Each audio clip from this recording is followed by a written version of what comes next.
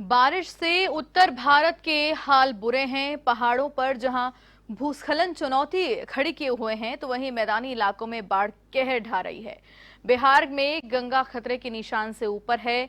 गंगा के तटवर्ती जिलों में 22 लाख से ज्यादा की आबादी गंगा के पानी से घिर गई है। पटना से सटे दानापुर के कई गांवों में पानी घुस गया है। ऐसे में लोग पलायन करने को मजबूर हैं। आपको बता दें कि बिहार में 1 दर्जन जिले हैं जहां से गंगा गुजरती है। गंगा का पानी खतरे के निशान से ऊपर बह रहा है। इससे सैकड़ों गांव प्रभावित हैं। इधर बक्सर, भोजपुर, पटना, सारण, वैशाली, बेगूसराय, मुंगेर, खगड़िया, भागलपुर और कटिहार के दियारा इलाके के सैकड़ों गांव जलमग्न हैं।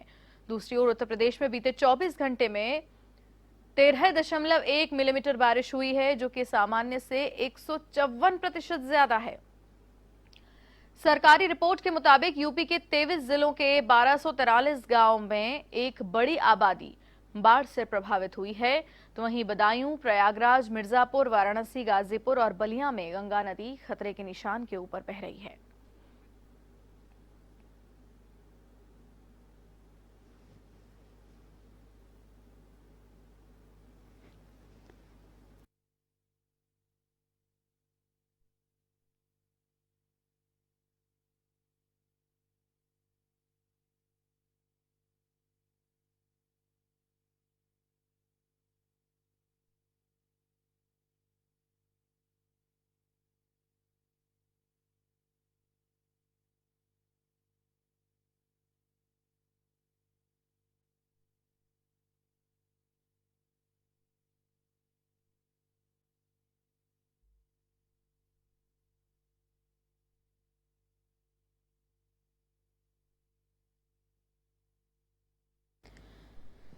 तस्वीरों में देखकर हम अंदाजा लगा सकते हैं कि जनजीवन कितना प्रभावित होगा। यहाँ पर बिहार और यूपी में गंगा नदी खतरे के निशान से ऊपर बह रही है। कई गांव में पानी घुस गया है, घरों में पानी घुस गया है और कई लोग ऐसे हैं जो पलायन करने के लिए मजबूर हो चुके हैं। कोई और रास्ता नहीं है उनके पास में। बड़ी आबादी ऐसी है जो प्रभावित है। तटीय इलाकों में खासकर अगर बात की जाए तो वहां पर जनजीवन बुरी तरह से प्रभावित होता दिखाई दे रहा है।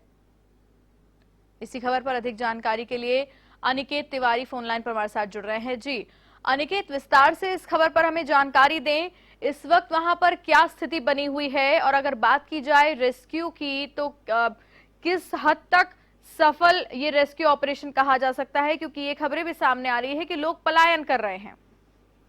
जी देखिए भारती, बिल्कुल आपको बताना चाहूंगा कि बात की जाए अगर उत्तर प्रदेश की, तो लगातार जिस तरह से मौसम बदल रहा है और नदियों ने जिस तरह से उफान संभाली है, अगर बात की जाए गंगा की भारतीय, तो गंगा इस समय अपने पूरे उफान पर है। लगातार जो गंगा के किनारे जो बसे जो गांव है वो लगातार प्रभावित होते हुए नजर आ रहे हैं।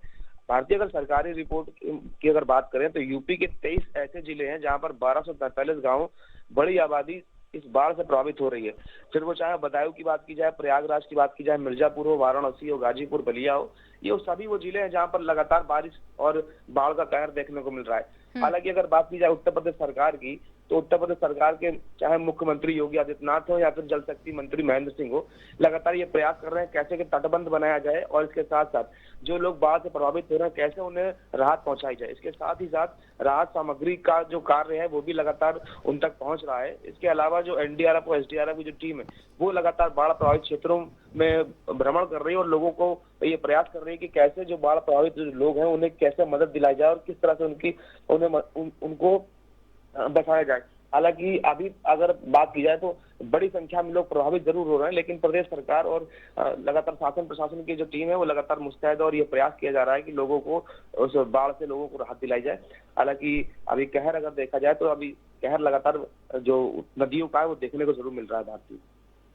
जी और अनिकेत, ये भी बताएं कि जो राहत शिविर बनाए गए हैं कई इलाकों में, वहां पर लोगों को किस तरीके से पहुंचाया जा रहा है और जो लोग पलायन कर रहे हैं उन्हें लेकर क्या कुछ अपडेट?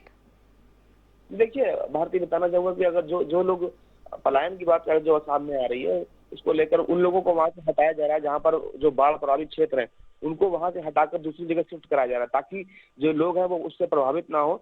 हालांकि अगर बात की जाए राहत सामग्री की भारती, तो राहत सामग्री शासन प्रशासन की तरफ से भी उन लोगों को उपलब्ध कराई जा रही है। इसके साथ साथ प्रदेश सरकार के जो मंत्री हैं वो लगातार क्षेत्रों में भ्रमण कर रहे हैं। जल शक्ति मंत्री खुद स्वयं कई बार जो बाढ़ प्रभावित क्षेत्र है वहां पर पहुंचे हुए हैं और लोगों तक राहत सामग्री पहुंचाई है। लगातार सूबे के मुख्यमंत्री योगी आदित्यनाथ भी लगातार ये भ्रमण कार्यक्रम करते नजर आ रहे हैं और ये लगातार दिशा निर्देश दिया भी है कि जो राहत कार्य है वो तेज किया जाए और इसके साथ ही जो राहत सामग्री है वो बाढ़ प्रभावित क्षेत्रों में जल्द से जल्द और तेज गति से पहुंचाई जाए। भारती जी, और आने वाले समय की अगर बात की जाए अनिकेत, तो मौसम विभाग की ओर से क्या कुछ अनुमान जारी किया गया है? क्या कुछ राहत की कोई खबर सामने आ रही है क्या कि आने वाले दिनों में किस तरीके का असर रहेगा बारिश का? तो देखिए, मौसम विभाग की अगर बात की जाए तो मौसम विभाग ने पहले ही अलर्ट जारी किया हुआ था कि उत्तर प्रदेश में आगामी समय में भारी बारिश की संभावना है और नदियों का जो उफान है वो तेज हो सकता है। उसको लेकर मौसम विभाग ने पहले ही अलर्ट जारी किया था।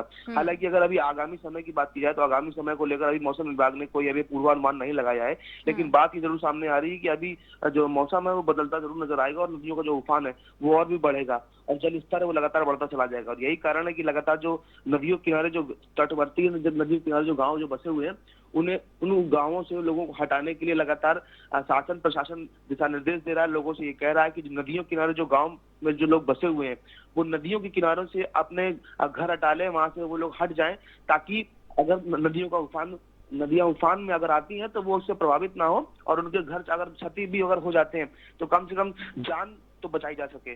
भारती जी अनिकेत, लेकिन फिर भी ये देखना होगा कि इस तरीके का अलर्ट जब जारी किया जाता है कि आप अपने घरों को वहां से खाली करें, वहां से हट जाएं, तटीय इलाकों से खासकर जहां पर अलर्ट जारी किया गया है, उसके बावजूद भी ये देखा जा रहा है कि लोग वहां से नहीं जाते हैं और जब बहुत ज्यादा प्रभावित हो जाते हैं उसके बाद वो अपने घरों को छोड़ते हुए दिखाई देते हैं।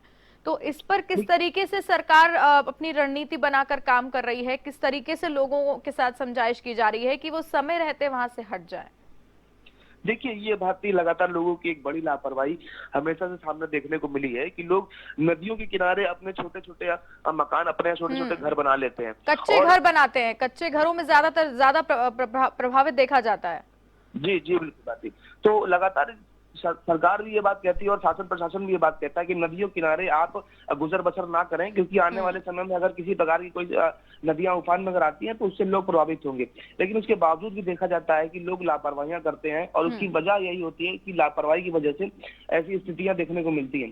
हालांकि शासन की बात की जाए और प्रशासन की अगर बात की जाती है तो लगातार अब जो लोग हैं उन्हें दिशा निर्देश दिया जा रहा है कि वो लोग वहां से हटें ताकि वो प्रभावित ना हो इससे। बाकी जी अनिकेत, तमाम जानकारी के लिए आपका बहुत बहुत धन्यवाद। तो ये थे एवन संवाददाता अनिकेत तिवारी हमारे साथ फोन लाइन पर जुड़े हुए थे, जिन्होंने विस्तार से हमें जानकारी दी कि कहां पर ज्यादा प्रभावित देखे जा रहे हैं एरियाज और अलर्ट जारी किया गया है। हालांकि बावजूद इसके लोगों की थोड़ी लापरवाही जरूर देखने को मिल रही है क्योंकि समय रहते वो लोग अपने घर नहीं छोड़ रहे हैं। लेकिन ये भी एक नेचुरल फिनोमिना है क्योंकि आसानी से घर भी लोग नहीं छोड़ सकते हैं। लेकिन कब तक कहर बरपेगा बारिश का, फिलहाल ये कहना मुश्किल होगा। अगली